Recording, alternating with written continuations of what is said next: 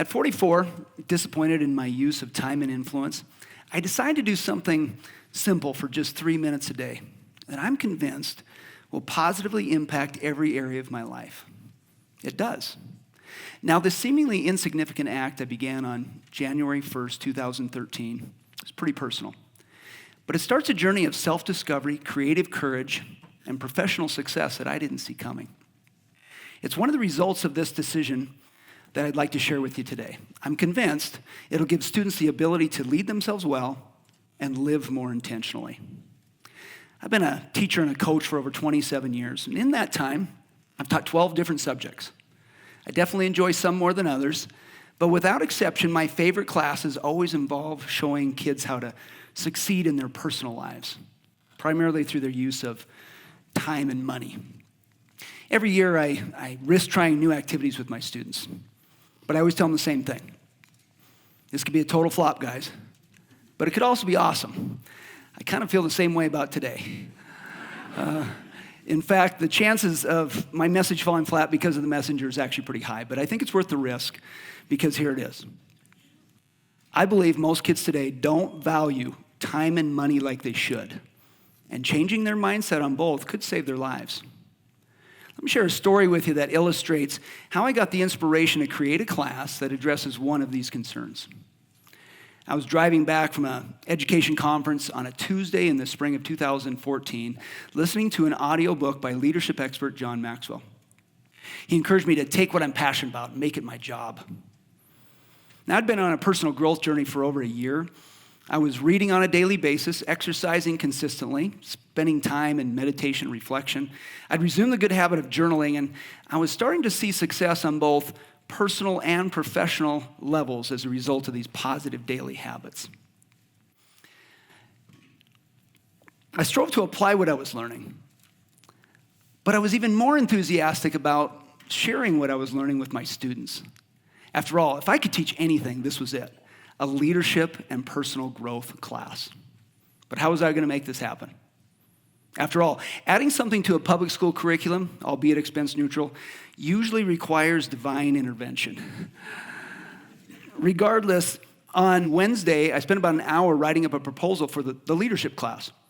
And on Thursday, I presented my vision to our high school principal, and on Friday, it was in the course catalog. Now, this just does not happen. This was rare. It was a combination of perfect timing and an uncommon leader running our school. Our principal, Mr. Kimsey, valued character and leadership development as much as I did, and he found a way to make it happen. Having taught the leadership class now for several years, the need for this type of discipline is becoming more evident.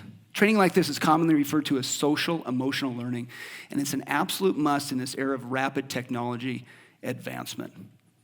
The feedback from students has been tremendous, and there's an obvious hunger for kids to close the gap from who they are to who they want to be. This requires self-leadership, which ultimately means improving their emotional intelligence. This is what Daniel Goleman, psychologist, calls EQ. Raising our students' EQ gives them the ability to develop necessary and effective soft skills in order to navigate a future they cannot clearly see. After all, what is it that determines our destiny? It's what we read.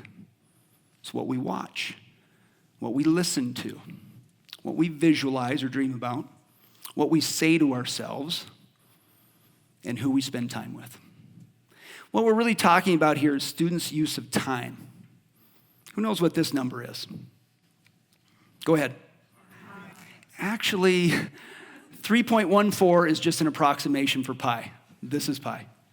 It's irrational, which means it neither repeats nor terminates, and most people have no idea why it's important. So I'll help you out. Pi is the result of dividing the circumference of a circle by its diameter. This is a ratio common to every circle on the planet, which I think is pretty cool, but most of you haven't used it since high school. As a math nerd, that completely disappoints me, but not nearly as much as the passive indifference that most people have to this number.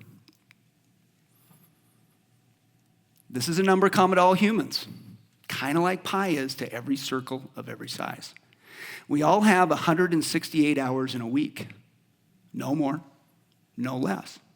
Now, if you're a TED Talk watcher or an avid reader of success books, the principle of 168 is something you've likely been exposed to, but most have not, especially high school kids. They need to be. The sooner, the better. Let's do a little time budget. It's recommended that teens get an average of, or at least a minimum of 8 hours of sleep per night. According to the Center for Generational Kinetics, Gen Z, those born after 2000, average just 6.9. So let's give them 50 hours for the week. That's 7 a night plus an extra one on a weekend. They have 118 hours left. And the average school day is 7.5 hours long. That's 38 for the week. This leaves them with 80 hours of discretionary time. Now, of course, most kids are involved in sports and other school activities. Some even have jobs. And let's not forget homework, at least for those who actually do it. But even if these activities take up half of this time, there's still about 40 hours left over. This is a work week for most adults. So the question I ask my students then is, what are you doing with this time each week to get you from where you are to where you want to be? Now, the answers vary, but most kids admit to using this time primarily for entertainment. Now, there's nothing wrong with entertainment, but 40 hours a week spent amusing themselves is not unlike committing a fourth of everything they eat to Mountain Dew and Skittles. I'd argue that social media, gaming addiction, binge watching Netflix is the same thing. It's fun in the moment, but not long after, users become lethargic and disappointed in themselves. Simply unhealthy. And becomes fertile ground for the seeds of anxiety and depression to take root. As far as social media is concerned, researchers say kids have two distinct fears: the fear of missing out and the fear of being offline. As a result, kids experience anxiety when they're on their devices, but also grow anxious without them. It's a catch-22. More concerning still is that according to the Jason Foundation, we average losing more than 130 young people to suicide each week. I recently met with a 20-year-old who revealed to me how a success book that he read as a sophomore in high school changed his mindset, gave him hope, and ultimately saved him from seriously harming himself. So when I insist that showing our kids how to be more intentional about how they use their time could save their lives, I don't think that's a stretch. Likewise, I don't think it's a stretch to say that teaching kids how to be more intentional about saving, budgeting, and investing their money could also save their lives. After all, a leading cause of divorce and adult male suicide is money problems. The earlier we can build money skills in kids then, the less likely they are to experience these negative events. As a longtime math teacher, I always hear this from my students: when am I ever going to use this? Answering that question for me got a lot easier in the spring of 2011 when I was tasked with developing a financial literacy elective for students in our high school. I found this challenge exciting because there was no doubt our students, hundreds of future adults, would use things learned in this class. And because of the positive reaction from both parents and students, 3 years later, Foundations in Personal Finance became a requirement to graduate.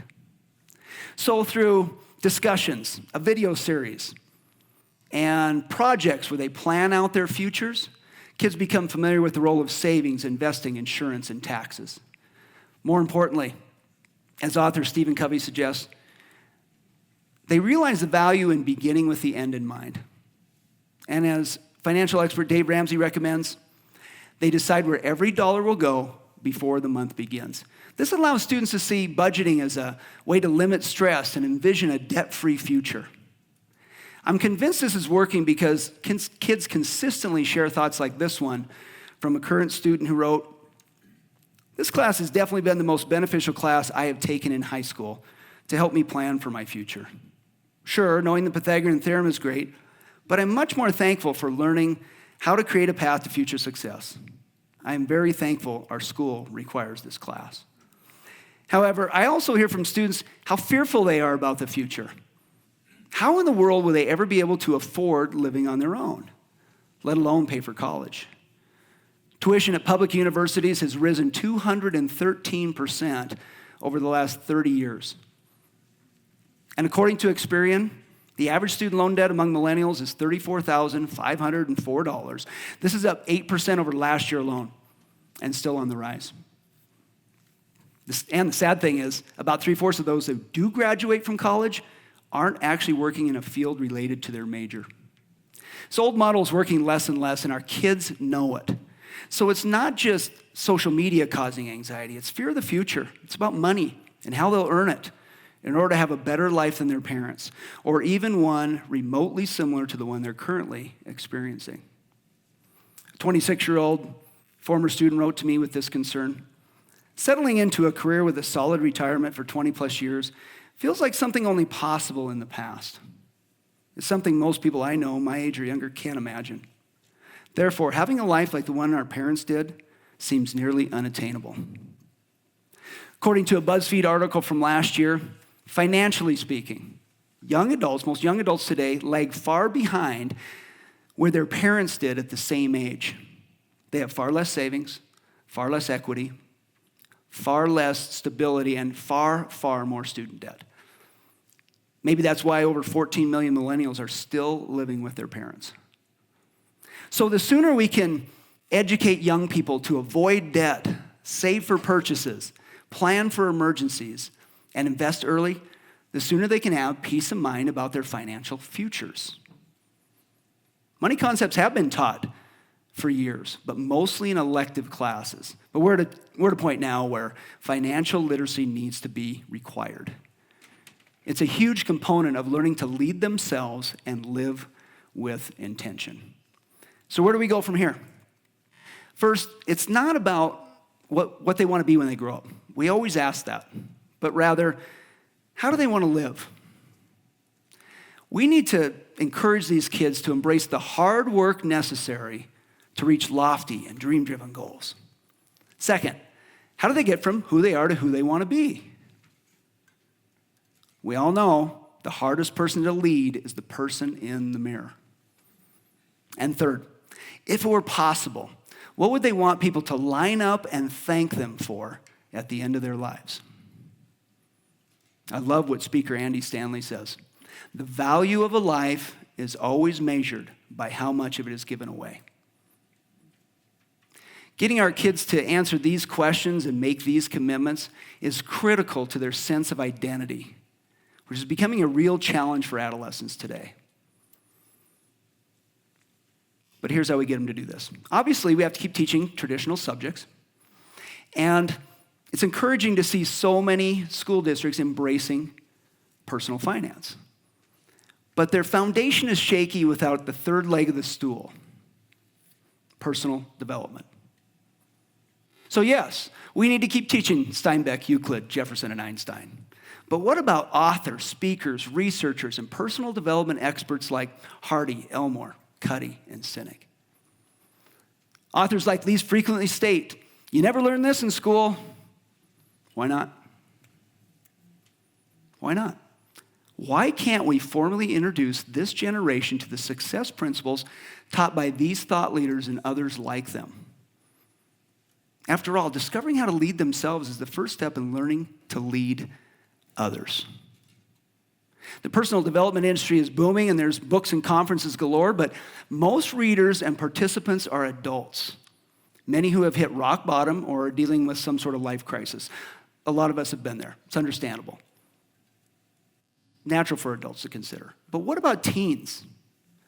Now more than ever, young people need to dive into these concepts long before the inevitable adversities of life drive them to it. So my hope, giving this talk today, is that more school districts will consider offering their students the opportunity to find power in their purpose through personal development, where futures can be created and not capitulated. The most popular class at Yale University is called the Science of Well-Being, commonly known as the happiness class. Why is this class so popular?